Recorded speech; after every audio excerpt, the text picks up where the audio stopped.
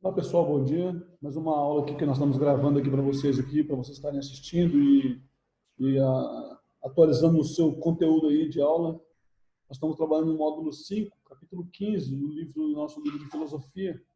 E hoje nós vamos falar a respeito dessa questão do desencantamento e desconstrução, né? Que nós temos aí alguns pensadores que trabalham nessa linha. Nós temos aí Michel Foucault, né? Que foi um filósofo francês contemporâneo influente e inovador, tá? Em muitos campos do conhecimento, tanto por sua abordagem metodológica, quanto pela sua novidade e amplitude de, de que tratou a variedade também da temática ao alcance do seu olhar historiográfico, que angariam muitas controvérsias em relação à sua obra. Esses movimentos que nós temos hoje aí, nessa área que você vê aí, a questão do ser humano, do gênero humano, todas essas questões, você trabalhou muito isso também no passado, a questão dos sentimentos, né? Quem foi Michel Foucault? Michel Foucault foi ele foi esse filósofo, como eu acabei de falar, que nasceu em 1926 e morreu aí em Paris em 1984. Além de filósofo, atuou também como historiador das ideias, filólogo e crítico literário. Ele desenvolveu um método de investigação para a filosofia e a história que denominou como genealogia, investigando as relações entre o poder e o conhecimento e as instituições fechadas. Por exemplo, as suas principais obras quais foram A História da Loucura, As Palavras e as Coisas, A História da Sexualidade, onde ele vai atuar nessa questão do amor, né? Dizendo que desde que você se envolva, você pode envolver quantas pessoas você quiser, mais ou menos nessa linha assim, né? Desde que você não se envolva sentimentalmente. Então, muitos sentimentos, muitos pensamentos, umas coisas muito controversas, né? Que foge à realidade daquilo que as pessoas vivem hoje. Na verdade, né? Vivem, né? Mas quebra paradigmas, né? Então, outro livro também, outra obra também, Vigiar e Punir, e a microfísica do poder. A perspectiva que a estrutura da obra de Foucault e a historiografia se organiza, tá, por dois fios condutores: a questão da liberdade em relação entre o poder e o saber. Aí esses dois pontos são investigados com base entre, entre, ah, entre com base em três metodologias bastante desmarcadas da sua obra. Ou seja, uma coisa que está muito fora daquilo que ele, verdadeiramente, ou realmente trabalha, né? Então, só um minuto, por favor.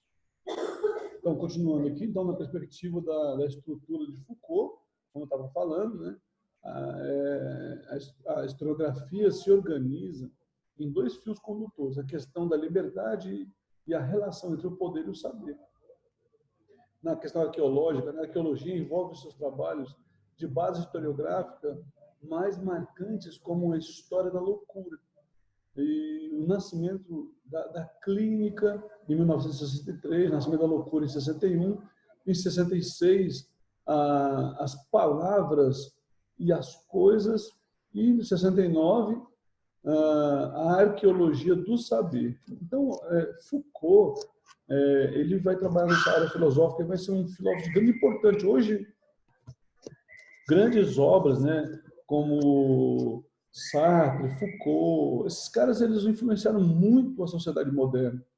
Hoje, tudo que a sociedade moderna vive é o resquício das orientações trabalhadas na mentalidade desses caras.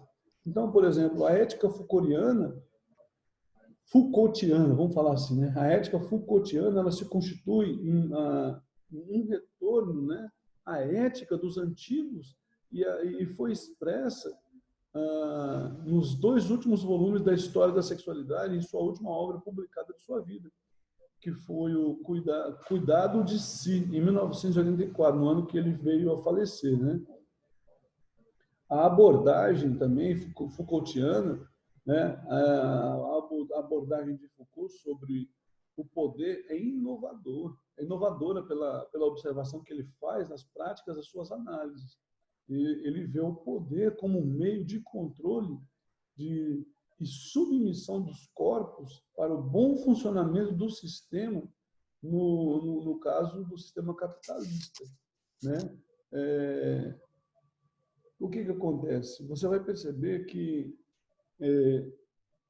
dentro de toda essa questão trabalhada, essas análises que eles fazem, né? Eles mostram como, dentro do sistema capitalista, tudo é moldado e formado para atender um interesse, né? Não só para a manutenção desse poder. Então, para a manutenção desse poder, porque esse poder, ele constitui como? Porque, na verdade, o que é o poder? O poder foi criado para que se dá poder? Né? O poder, gente, ele nunca foi usado para eu impor sobre as pessoas. O poder sempre foi, o poder ele foi criado. Como é que eu posso dizer poder criado? Não. O poder existe para servir e não para ser servido, porque o poder é a capacidade de gerir ou de fazer algo que vai além da capacidade dos menores. Então, o poder nunca foi algo para eu usar para o meu benefício próprio. A ética do poética, a palavra mais correta, eu acho que podemos adquirir, o poder ético, né? A ética tem um poder, o poder tem uma ética que não é para servir a minha vontade, mas a minha é dado o poder para me servir.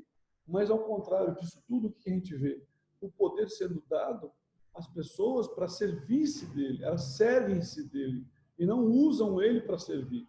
Então, a partir do momento que eu sirvo do poder, né, que eu não uso o poder para servir, eu vou mudar o poder. Então, ele fala nessa ética dele também aqui, ó, o poder é inovadora, sobre o poder, é inovador o que faz a prática da sua análise. Ele vê o poder como um meio de controle e submissão. Já está analisando o poder não no partido, sentido de serviço, mas daqueles que se apoderam do poder, vamos dizer assim, né? Então, ele vê o poder como um meio de controle, porque na mão daqueles que se apoderam do poder, eles vão fazer isso, né? Que vão se apoderar dos resultados que o poder traz, que o poder gera, eles vão fazer isso, eles vão controlar, ele acredita que controla, é um controle e submissão dos corpos para o bom funcionamento do sistema, no caso capitalista, né? Aí vigiar e punir, né? Por meio da genealogia. Foucault faz um inventário de como, até o século XVIII, o poder era exercido por meio da força física e da tortura, né? Ou seja, não tinha muito aquilo que você tem hoje, né? Hoje você exerce poder sobre as pessoas através da influência, tornando-as elas dependentes da sua vontade. Naqueles dias, os homens eles eram independentes, né? Eles não dependiam do Estado para nada, praticamente, só para a guerra, né? E a guerra, o Estado dependia deles, né? O Estado, se for dizer pela palavra Estado, porque não existia Estado, não existia a monarquia, o rei, a igreja, e todos eram súditos, né? Então as pessoas estavam obrigadas, estavam sujeitas àquele poder, que era um poder dado que não se usava para cuidar do povo, mas para benefício próprio. Então ele faz um inventário lá do século XVIII, que o poder era exercido pela força física e a tortura. Então, basta lembrar os rituais de punições da Idade Média, né? E que a Igreja Católica usou, né? E do início da modernidade, como a reforma lá, aquela Revolução Francesa, usou do poder, a força, a violência, para submeter as pessoas à vontade daquela classe que surgia se impondo politicamente através do poder, né? Através da violência, né? Na Idade Média, a Igreja, e aí nós temos na Idade Moderna os homens, né? Os homens que querem constituir-se desse poder, né? Eles tomam o poder da Igreja e passam a usar o poder em benefício próprio. Todos usam o poder em benefício próprio. Parece que você só vê na Bíblia mesmo que quando Jesus Cristo fala que aquele que é o maior, esse que sirva, né? Parece que é um conceito bem utópico hoje, né? De poder ser usado para servir, né? É uma questão bem utópica. Então, basta lembrar desses rituais aí que nós vamos ver aí, ó, na Idade Média, na Idade Moderna, né? A morte do suplicado como forma de reparação moral. Ou seja, você vai morrer, é uma forma de reparação moral. Você vai morrer para que você possa ser perdoado, para que você possa ser aceito, para que haja redenção para você por ter feito tanta coisa equivocada de forma equivocada. Então, por exemplo, como é que as pessoas eram punidas, né? Por um espetáculo público degradante, com incongruência, né? Incongruência com novos ditames morais, punição pública. Oh, gente.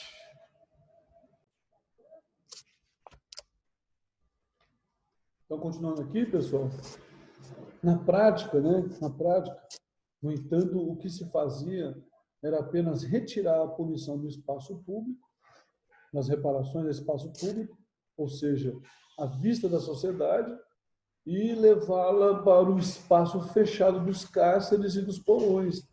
A desumanidade, a degradação continuavam as mesmas, né? Então, o que acontece? Hoje a punição daqueles que não se submetem ao poder, você não vê a pessoa sofrendo em praça pública, sendo torturada, mas hoje essa prática ela é levada para dentro das paredes, no espaço público, né? A punição ela é levada para dentro do espaço público, ou seja, prisões, aquilo que é criado para punir aqueles que não submetem-se ao poder, né? Não conseguem se identificar com esse poder. É dessa violência cometida em nome da lei, do bem e da ordem, portanto legítima, mas praticada de forma brutal e absoluta, que Foucault faz a genealogia. Ao fazê-la, ele não deixa que as subversões fiquem restritas ao plano da história, mas que sirvam para reflexão em seu tempo, no século XX, né? Um tempo em que a violência se ampliou cada vez mais, a violência contra as mulheres, contra crianças, contra idosos, e as condições os de condições mais simples, né, o termo mais simples ou mais humildes, aqueles que não resistem à violência, nos centros urbanos, de forma em geral, e nos presídios, são a prova disso, é que a investigação de Foucault vai buscar uma revelação a respeito disso. Então, a obra de Michel Foucault, como filósofo, né, desse desencantamento, da desconstrução desses dilemas, né, a obra de Foucault, apesar de controvérsia, né, de ter gerado muitas controvérsias, e ainda gera até hoje, né, ocupa um lugar proeminente na reflexão filosófica contemporânea, pela amplitude da sua crítica e pela originalidade das suas análises. A sua arqueologia, né, desse aspecto de analisar a sociedade, né, do saber, está enfeixada, né, a uma genealogia do poder, como começa o poder e como o poder se desenvolve dentro desse aspecto, né, aprimorando as suas formas de violência, né, a respeito daquilo que diz respeito à análise de Foucault. Essa combinação arqueológica e a genealogia não devem ser confundidas. Tá? No entanto, com a história das ideias ou das ciências, no sentido hegeliano, né, de Hegel, mas estendida como uma busca de compreensão das possibilidades, tá? Das possibilidades, uma busca de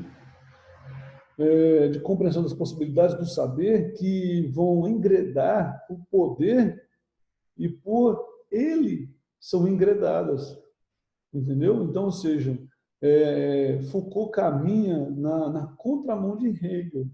Para o filósofo francês, não existe uma totalidade ou uma continuidade histórica, nem mesmo um sentido para elas, mas discursos heterogêneos, né, que constituem a história, sem um denominador comum que interaja, ou seja, que integre, sem um sujeito absoluto. Para Foucault, interessa a descontinuidade anônima do saber.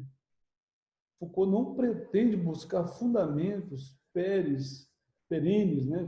Fundamentos perenes e imutáveis do conhecimento, mas o modo de uma concepção de razão ao opor-se a si própria num contexto determinado de forma de loucura, delinquência, crime, sexualidade, que pode constituir-se em uma experiência historicamente singular e gerar o saber e o poder.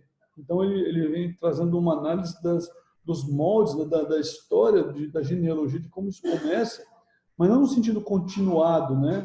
Ele quer mostrar que durante a história o que vai estar acontecendo nesses períodos históricos.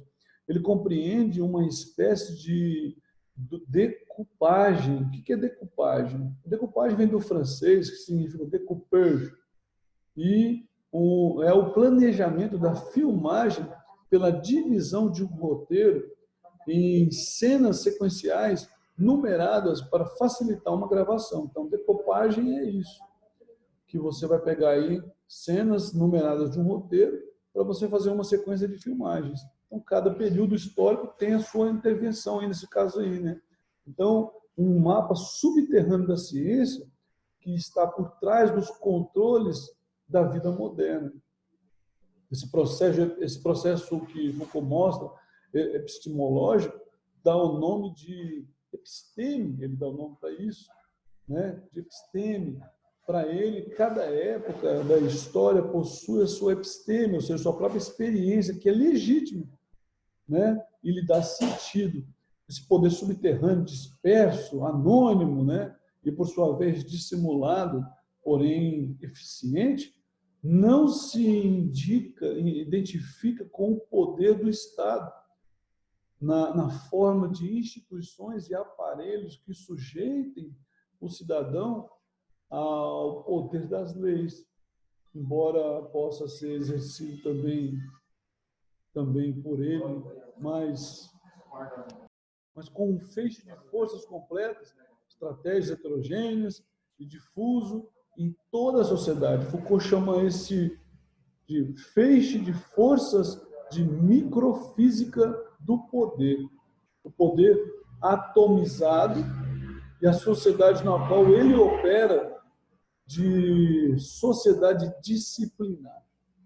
Então, pessoal, essa questão de Foucault, com a sua abordagem filosófica, ele faz uma incisão cirúrgica aí na história de uma forma bem criteriosa, trazendo algumas críticas dessa questão histórica, mostrando como é o desenvolver de todas essas questões para um bom entendimento daquilo que você vai ver na história. Nesse período louco, né? Assim como desempregado e libertino, por não produzirem e não estarem aptos ao trabalho, eram internados em hospitais. Então, aqueles que não estavam aptos para trabalhar, que não produziam nada, eles eram forçados, né,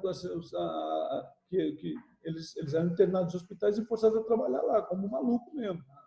E para além dessa questão econômica, esse movimento se deveria na questão médica, né? A questão médica, como é que funcionava a questão da medicina, né? Essa questão que Foucault vai chamar de a relação entre a medicina e o poder, né? Que ele vai falar aí. Então, ele vai mostrar que, para além das economias, das questões econômicas, né? Esse movimento se devia a uma exclusão do convívio social e da visibilidade daqueles que eram considerados, tá? Aqueles que eram considerados inconvenientes, e assim como eram excluídos os leprosos durante a Idade Média. Então, apenas no século XVIII surgiram os manicômios e os hospitais psiquiátricos, em que os loucos eram internados com a intenção terapêutica, visando a cura, né? Mas ninguém nunca foi curado, tá? Então, aí nós temos aí, no entanto, que para Foucault, o discurso psiquiátrico, mais do que aprender a doença mental, como um fenômeno biológico, e retira as relações de poder, pois a intenção dos doentes, a internação dos doentes, opera a exclusão social do diferente. Então, do inconveniente, reproduz o caráter ideológico da ideia de normalidade e anormalidade. Então, o normal é aquele que atende, né, a questão que adapta aos métodos aplicados pela sociedade, dentro da sociedade. Esse é o normal. Aquele que não se adequa a esses métodos é o anormal, que deve ser tirado de forma exclusa da sociedade.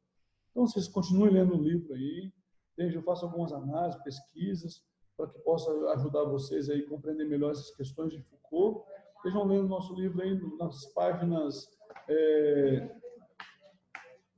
14, 15, 16, 17, para você poder estar só fazendo uma análise daquilo que eu estou falando com você aqui nesse vídeo, para entender um pouco mais do Michel Foucault e sua obra, né, que traz uma crítica da sociedade moderna.